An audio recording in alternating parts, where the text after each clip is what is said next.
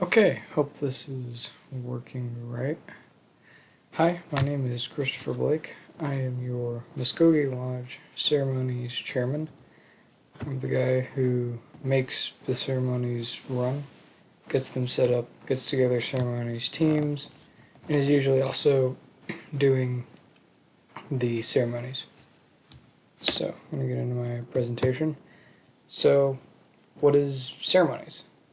Pretty much the first like OA experience you got after getting elected in the OA was pre-ordeal ceremony.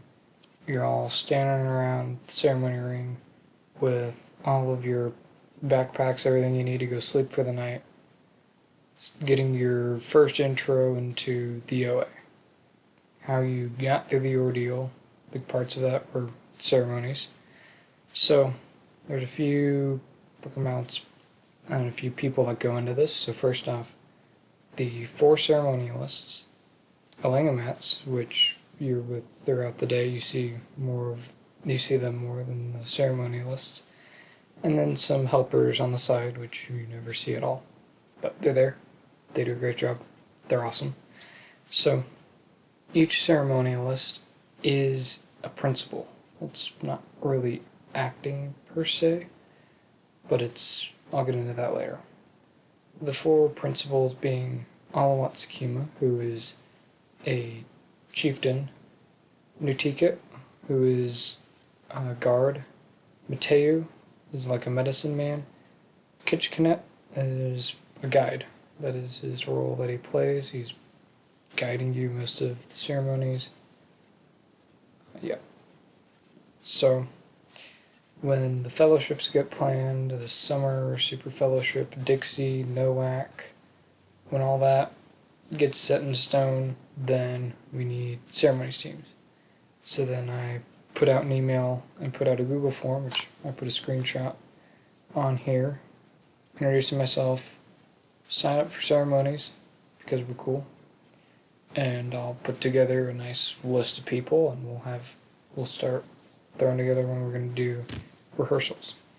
We do several rehearsals beforehand, usually at the same time that the AIA, American Indian Affairs, teams are doing their drum and sing rehearsals. Works out pretty good that way. So, for the ceremonies, when we're at Barstow, it's like an hour before the ceremony is about to happen. We're doing rehearsals out in the back lot, and we're also checking and getting together all of the regalia. Now, this is a pretty general look into the regalia. Mr. Barnes can get much more in depth and detail as to the whys, how, and everything on this. I'm just going to give you an overview because that is pretty interesting what all he knows, but I don't know enough to put it in the slides. So, you have the headdress. It goes on your head. Usually it's got lots of feathers and a nice plume. Alawats, in fact, is a plume and it goes down your back, which looks really cool. Then you also have a tunic, which is wool, one piece, short sleeve, and it usually will have a breastplate and sometimes a necklace that'll also go with it. Then there'll also be leggings, which are also wool. It's got some ruffling on the edges, and there is, I didn't include this in here, goes with the leggings, is a loincloth that's also wool, and it is specific color. The colors on all this match, so the color for the tunic and on the loincloth, those are matching. It also matches with the headdresses. And then you have what I'm calling the ceremonial items. So, for some ceremonies, Alawat has a nice staff with feathers on it. For others, like the pre-ordeal ceremony, that main item is in a few parts. So there's the string for the bow, and there's the actual bow, and then there's the arrow.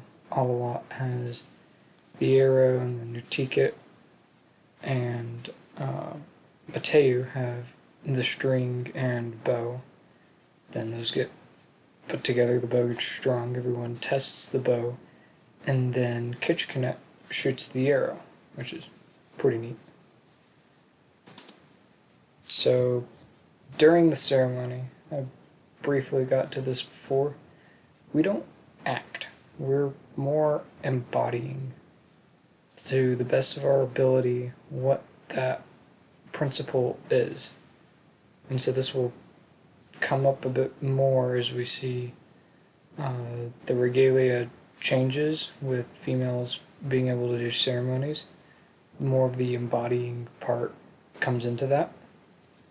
So we're taking the core pieces of what that principle is, combined with our script of here's some of the core content that needs to go to all of you in ceremony.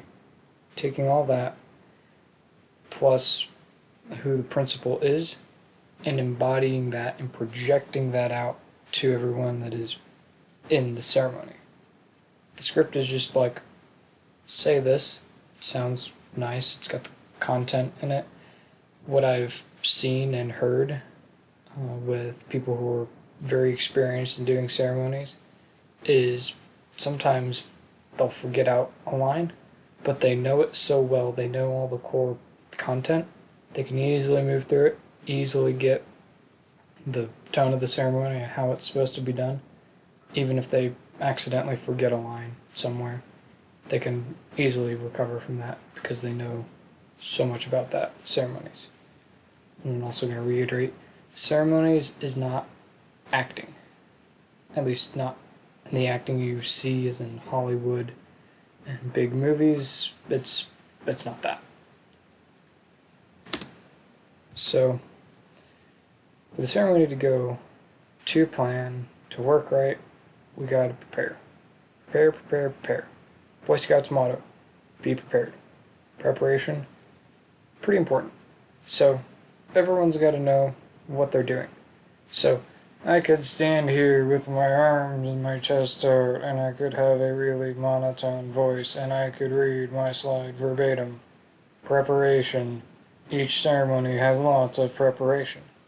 But that's really, really boring. And I'm willing to bet that at least 5 people fell asleep as I started to do that, because it's boring.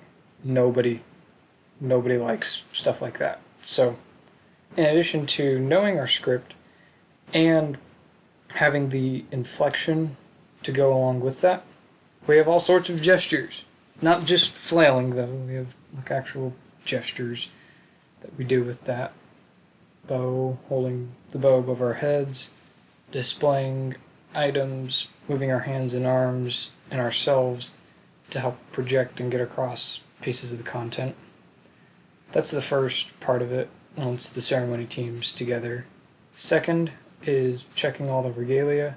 Okay, do we have all the headdresses? There's certain headdresses for different ceremonies or different principles. We have to make sure all that went back in its right bin and bucket, which it does, and it's not damaged, it's all good. And so we go on the regalia, we check, okay, all this is good. Then we do 1 or 2 rehearsals before the ceremony, like 20 minutes before we all come through. We'll run through that in the regalia. Wearing regalia is a lot different than wearing a t-shirt and jeans. First off, a good bit of it is wool, so we're drinking a lot of water. So staying hydrated is pretty important with that. You move a bit differently in the regalia. Some of it can be more or less difficult to move with, like Alawatsukima's long headdress. You don't want to swing that from side to side and hit it on bushes and trees. That can take a little bit of getting used to, also to have the big headdress going down and to your legs and being in the leggings and barefoot, or either in barefoot or in moccasins walking around. That can take a little bit of getting used to. So that's why rehearsals in the regalia are also helpful. It also gives Kitchener a few tries with the bow, so he doesn't send the arrow way off into the lake to maybe hit a boat, which, to my knowledge, that hasn't happened. Usually just sends it into a bush and goes and finds it himself. If he picks a right bush, he comes back within 5 minutes. If not, well, he keeps looking for the arrow. So now I'm going to wrap this up on why you should do ceremonies. First off, it's pretty fun. We're a pretty good group of people to hang around, at least I think so. We're pretty much first big OA part that candidates see after their elections. The whole kind of Native American piece, seeing Scouting's National Honor Society, and whoa, all this looks really cool. We've got people in big headdresses, and they're dressed like Native Americans. Whoa. And I'm also standing right by a tiki torch, which also is pretty fun. Fire's fun. The regalia looks awesome and is up to date and correct and everything, thanks to Mr. Barnes. Always checking that our regalia is in fashion, kind of. Also, we are cool. And that pretty much is wrapping up my presentation. That's kind of what ceremonies are. And yeah.